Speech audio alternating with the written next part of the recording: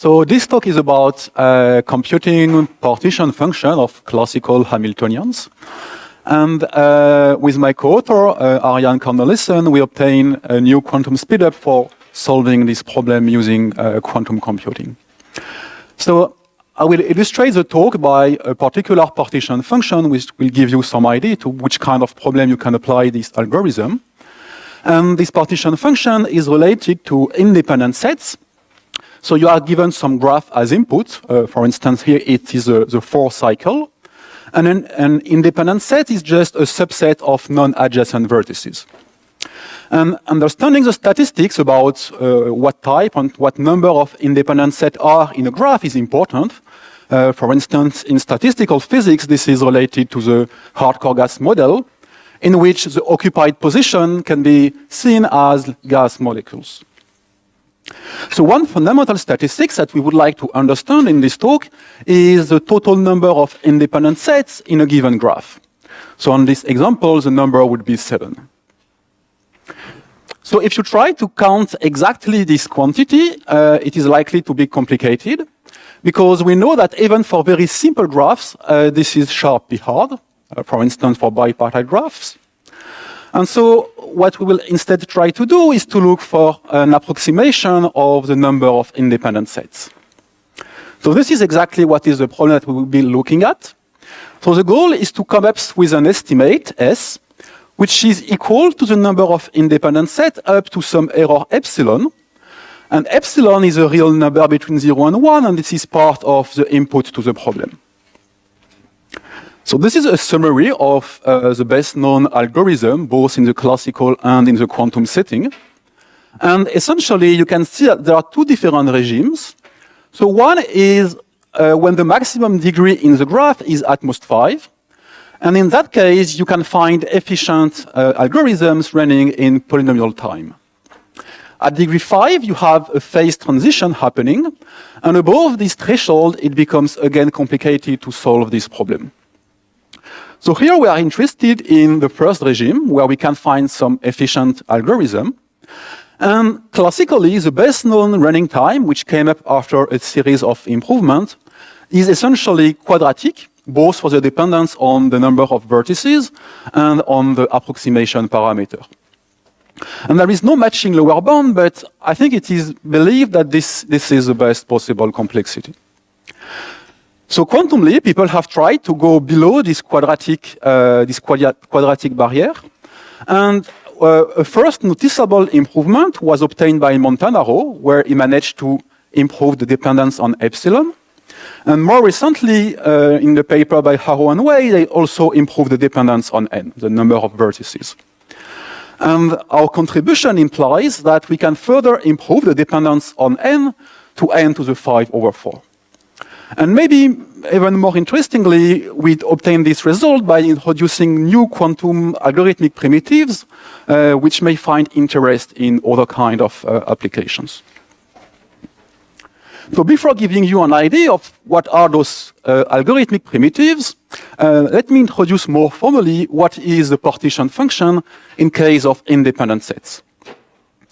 So it is just a generalization of the counting problem in which we have a weight parameter lambda, which is called the fugacity. You can see it as being something related to the temperature of the system.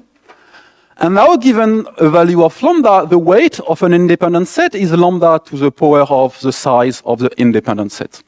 And the partition function is just a summation over all the independent sets in the graph. So maybe you are more familiar with another notation, which is on the top right, which is the partition function defined in terms of the Hamiltonian, but it is equivalent. So what is interesting with this function is, depending on what is the value of lambda, estimating the partition function can be easy or difficult. So when lambda is equal to 0, it is equal to 1, so there is nothing to be done. And when you increase the value of lambda, you will put a larger and larger weight on the largest independent set, so the problem will become more complicated to solve. At some point, it will become intractable. And our hope is that when lambda is equal to 1, we would like to estimate efficiently Z1, because this is exactly the number of independent sets. So the technique that we used, and which is also used in previous work, is related to the Markov chain Monte Carlo method. And we will use the ability to sample efficiently from some distribution to estimate some related quantity. And this distribution is called the Gibbs distribution. It's a canonical distribution associated to those kind of problems. And it is supported over the independent set. And the probability of an independent set is just proportional to the weight of this state, of this set, according to the current fugacity that you pick. And you can observe that the partition function is nothing less than the normalization factor in this Gibbs distribution. And so a natural idea is to try to interpolate between the easy case, lambda equals 0, and the case we are interested in, by picking intermediate parameters and try to update our estimate progressively until we reach the value 1. And more concretely, what we'll do is we will use this fundamental equation, which tells you that if you want to update your estimate from one parameter to the next one, what you have to do is to come up with an estimate of a particular expectation value, which is drawn according to the Gibbs distribution at the corresponding fugacity. Okay, so if you just repeat this process for all those intermediate values, and if you just take a product of all your estimate, that will give you an answer to the problem. So here I won't tell anything about what kind of sequence can be considered as being good, but essentially what you want is to find a sequence which is sufficiently short, and you also want the random variable to have a small variance. And we do know some algorithms to find those kind of sequences. But here I'm assuming the sequence is given to us. So how can we estimate this product? There are essentially two ingredients that you have to design. The first one is you want to be able to efficiently sample from the Gibbs distribution at each intermediate parameter. And for that, the standard way of doing those kind of sampling is to use a Markov chain whose mixing time is sufficiently small and whose limiting distribution is equal to the Gibbs distribution. And secondly, for estimating the expectation, you want to use some sample-efficient estimator. So classically, for the Markov chain, you can use the Glauber dynamics, which is a very natural Markov chain. And it has been shown recently that it mixes fast until degree 5. Before that, it was known to mix fast, but below degree 5. For estimating this expectation value, classically, essentially, you just need to use the empirical mean. So you just compute the average of a few number of classical samples. And this gives you the quadratic running time. So how can you improve those two steps using quantum computing? Well, a first idea, which was used in previous work and which we are still using, is first to get a quantum speedup for this mixing mixing time. So this is a particular type of quantum speedup, but essentially we combine two different ingredients. One is the so-called quantum Szegedi, the Szegedi quantum walk, which is a general technique to kind of obtain some speedup over a classical Markov chain. And we also have to use quantum simulated annealing, which gives you a way of obtaining some warm start for each intermediate quantum walk. And one important property of this quantum speedup is it not only gives you classical samples, but actually it gives you a way of manipulating quantum samples, which are quantum state encoding the Gibbs distribution inside the amplitude. And it's important to have those kind of better sample because it will allow us to estimate the mean more efficiently. So for estimating the mean, in previous work, both by Montanaro, Haro, and Wei, they also obtained a speedup for this step over the empirical mean. And essentially, this is based on some clever use of phase estimation. So our contribution is focused on this second part. And our improvement is to design a new way of estimating the expectation of random variable, which has a new property, which is the estimate is unbiased, meaning in expectation, it is exactly equal to the quantity you want to estimate. So observe that the empirical mean is also an unbiased estimator, but this is not the case with phase estimation, at least with the way it was used in those previous work. So you may ask, why do we want the estimation to be unbiased? So the reason is a bit subtle, and I won't go into too much detail, but essentially, at the end, what we are really interested in is to estimate the product of independent random variable. And by using some concentration inequalities, you can prove that when the individual estimates are unbiased, you have some cancelling effect in the error that will give you a more efficient estimator compared to the biased setting. So this unbiased property is really interesting when you want to estimate a product of independent random variables. Okay, so for the rest of my talk, I would like to give you some idea of the kind of tool we had to introduce to design this unbiased estimator. So I will just focus on the primitives, but there is still some work to be done to arrive at the estimation of the expectation of an arbitrary random variable. So the first tool is to come up with an unbiased version of phase estimation. So phase estimation is a very fundamental algorithm that gives you a way of estimating the eigenphase of some eigenvector for some unitary U.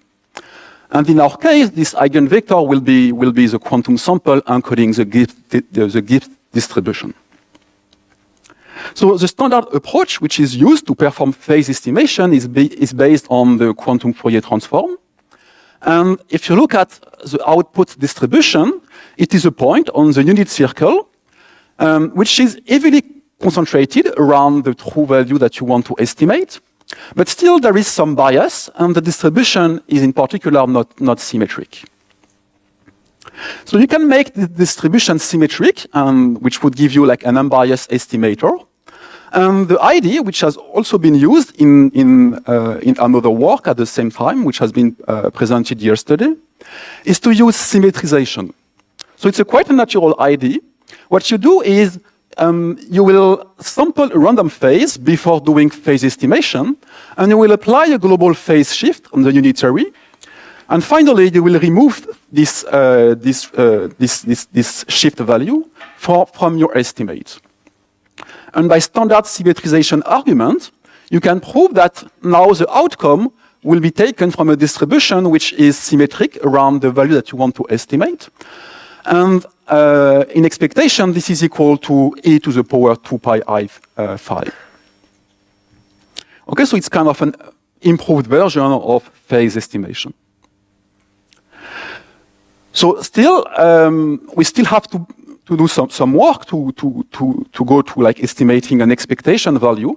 And the second important step is to look at what is called probability estimation or amplitude estimation. So it's a different problem. Now what you want to estimate is the probability of measuring, according to some projector pi, your quantum sample in some subspace. So this is quite closer to estimating an expectation value because this is kind of estimating the expectation value of a Bernoulli distribution. So what you could do is you could just perform such a measurement many times and take a classical empirical mean, but if you do that, you wouldn't get any quantum speedup. So usually the way we can obtain a quantum speedup for those kind of problems is by using phase estimation. So let's see what happens if we use unbiased phase estimation. So the idea is to apply this primitive on a particular unitary, which is sometimes called the Grover operator. And essentially, this is a rotation encoding the value of P in the eigenphase. So now if you do some simple trigonometric, if you use some simple trigonometric identity, you will see that because your estimate for this exponential is unbiased, then your estimate for the probability will also be unbiased. And will also have a quantum improvement in terms of accuracy by using this phase estimation. So this is all we need for satisfying the unbiased property. But now there is a second property which is also important. I won't have time to motivate it too much, but what we would like ideally is that at the end of the estimation, the quantum sample is still there somewhere. So it hasn't been destroyed. We can still use it to perform quantum simulated annealing. And why is it important? It is because intuitively, if we want the final algorithm to be efficient, we have to use warm start for the quantum walks. And those warm start, in some sense, they require us to not destroy the intermediate quantum samples. So we have access to this quantum sample. We can manipulate it, but we have to restore it to its initial state at the end of the computation. So is it the case that this unbiased probability estimation algorithm preserves the quantum sample? Well, if you look at the algorithm, essentially it has two outputs. One is the estimate of P, and another output is a quantum state, which will be a superposition over the eigenvectors of U, together with some phase, which is a priori unknown. And this quantum state may be orthogonal to your initial quantum sample. So in some sense, you lost this quantum sample. So how can you get back to pi? Well, the idea will be to rewind the estimation procedure. So this is the trick that we used. Sometimes it is also called uncomputation. So now we have an extra register which will contain the answer of the estimation procedure. And what we do is we first run the unbiased phase estimation. We copy the answer to this new register, and then when we undo the computation. So let's look at the properties of this algorithm. And first, the first register, you can prove that it will correctly contain your quantum sample if the value in the second register is measured to be 0. So what is the probability of this event happening? Well, this probability is related to the density of your initial output distribution. So if you let dx to be the probability of measuring each of the possible estimates in the initial algorithm, the probability that the rewinding succeed is equal to the sum of the dx square. And because phase estimation is heavily concentrated around the correct value, this rewinding will succeed with large probability. So we have a way of preserving the quantum sample, but still, where is the estimate of P? And this estimate will be obtained in the last register, and it will be distributed according to a new distribution. So this rewinding technique will kind of change the output distribution. And you can actually compute exactly what will be the new output distribution. It will be proportional to the density squared, which is good because it means it will still be a symmetric distribution, and it will still give you an unbiased estimate concentrated around the true value. Okay, so this concludes the description of this primitive, and then you have to do a bit more work to arrive at the estimation of an arbitrary random variable, but this is something I won't have time to describe. So this is my last slide, and this is a slightly more general statement of the settings to which our result applies.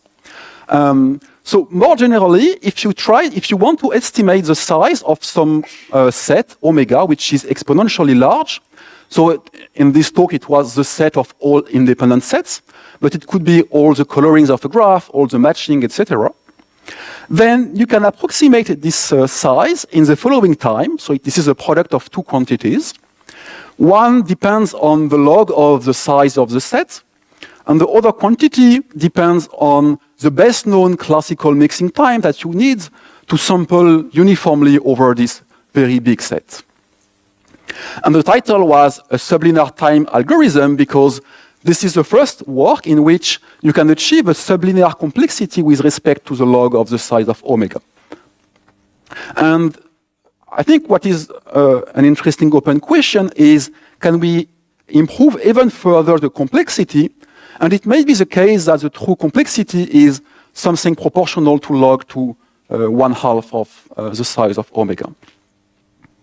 And with that, I conclude the talk. Thank you.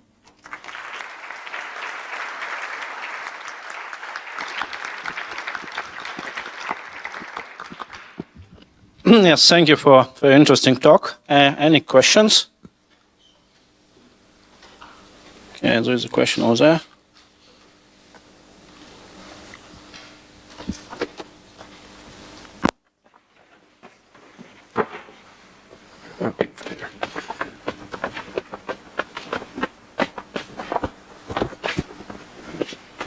Thanks. Hello? Okay. I'm wondering, do you think that these algorithmic techniques can estimate the number of independent sets of a fixed size? So like, I guess these would be the coefficients in the partition function. Yes. Yes, I don't know if you could use this technique to estimate a fixed size. At least it will depend on the maximum degree. Like, let's say if you want to estimate the largest independent set, there are some scenarios in which you cannot do it efficiently. But yeah, I never thought about this question. Yeah, maybe in the same regime, like in the low. Yeah, maybe in the same regime you could do something, but I don't know.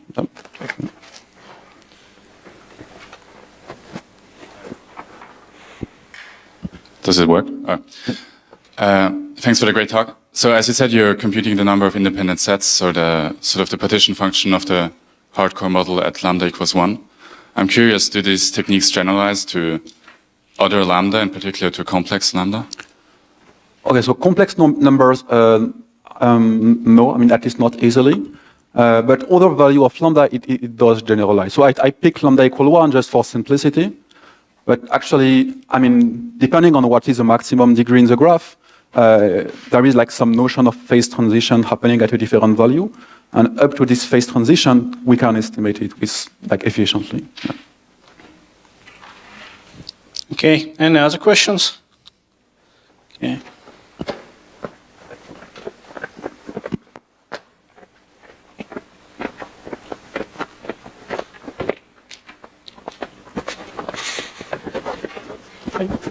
Thank you. Do you use any particular assumptions to perform the on-computation, or it is something that you can generally do? Yeah, this is a general result actually. Like if you have an algorithm outputting some, let's say, some real numbers according to some distribution, if you uncompute, the distribution will be squared essentially. Yeah. Okay. This is a general statement. Okay, thank you.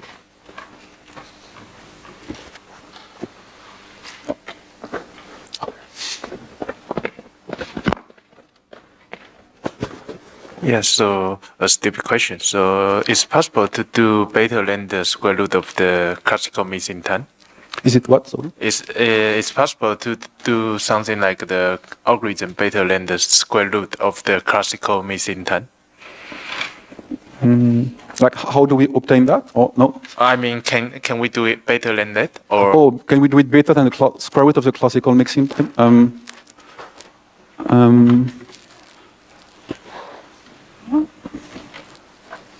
Yeah, I would say I would be surprised if you could do it better.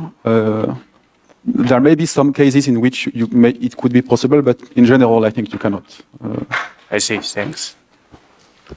There are examples in which you probably cannot do better than square root. Thank you for the great talk. I would like to ask if this open question that you have on this slide, if that would hold, what would this imply for the original problem that you started with?